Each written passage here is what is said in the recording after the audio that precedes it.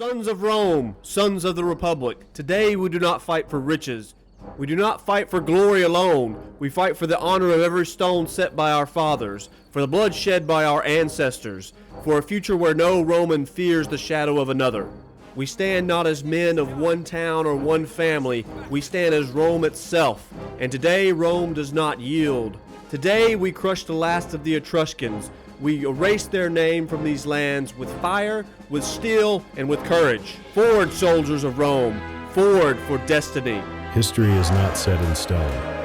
It bends with every choice and breaks with just a few. The story you are about to see is an alternate history of Rome. In the year 272 BC, the Republic of Rome stands at a crossroads. Its legions prepare to strike outward. Its fleets seek to master the seas. Across Italy and beyond, old enemies stir. And in the hearts of men, ambition, loyalty, and destiny begin their silent wars. Northward marches Legio II, untested but proud, under the command of Decimus Junius Brutus, a noble son of Rome, intelligent, brave, and unyielding. His orders break the Etruscan League.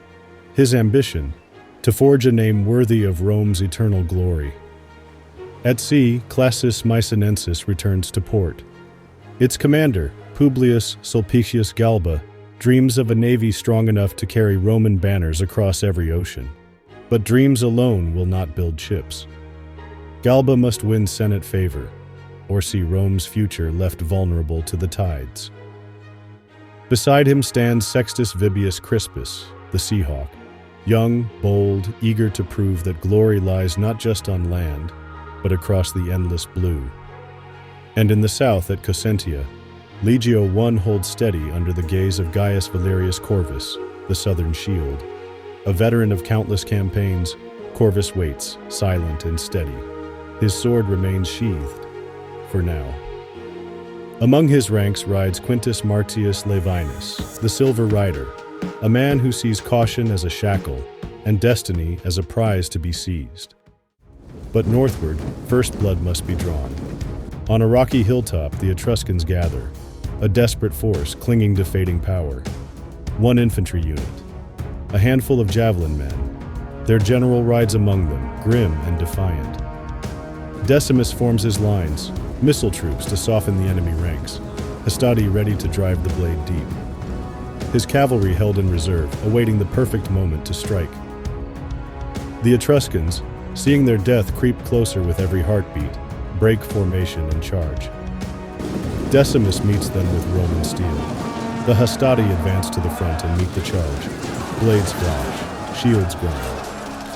As the men clash, above them, relentless volleys hammer the enemy's rear ranks.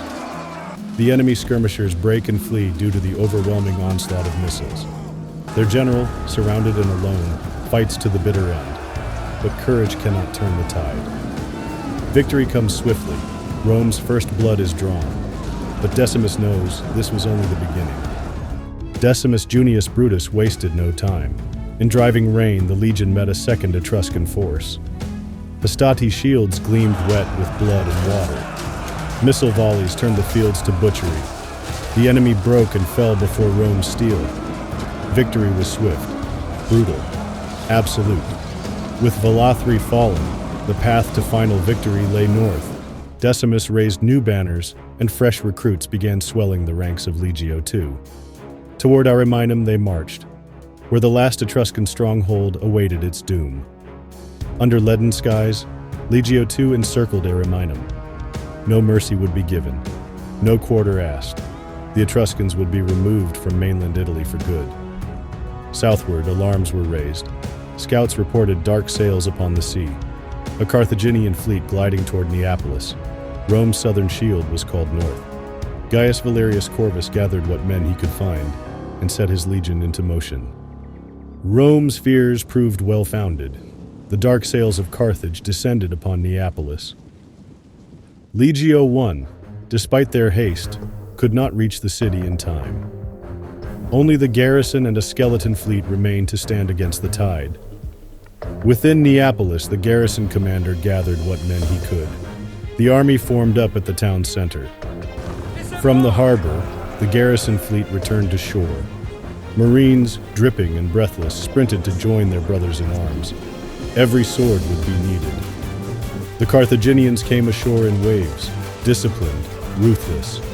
Skirmishers darted forward, their javelins darkening the air, probing the Roman line for weakness. Roman archers answered, sending death whistling into enemy ranks. Still, the Carthaginian main force pressed forward, shields locked, the weight of their charge bearing down like a thunderstorm. Steel clashed, shields buckled, men screamed and fell. At the center of the storm, the Roman line held firm, grim, bloodied, unyielding.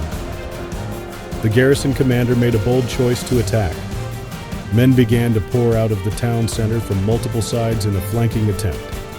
On the left flank, the Romans burst forth, crashing into Carthage like a hammer onto anvil. The Romans fought for their life and repulsed the attack on that side of the town. Meanwhile, a small unit of spearmen and war dogs approached the rear of the main assault. War dogs were unleashed on the enemy. This was followed by the spearmen charging. Surrounded, the Carthaginian line faltered. What had begun as a methodical assault became a desperate struggle for survival. By day's end, the streets of Neapolis ran red, but the city stood unbowed. Against all odds, Rome had held. Meanwhile, Legio II tightened its grip around Ariminum and prepared to attack. Fresh recruits and a band of mercenary cavalry swelled the Roman ranks. The final blow against the Etruscans was at hand. Etruscan loyalists had fortified the approaches, narrow alleys filled with tight formations, killing grounds prepared for the attackers. But Rome would not be denied. As Rome advanced to the city edge, enemy cavalry charged without warning. Hastati shields locked. The attack had begun. Decimus Junius Brutus acted without hesitation. He ordered his men to spread wide, flanking from both wings.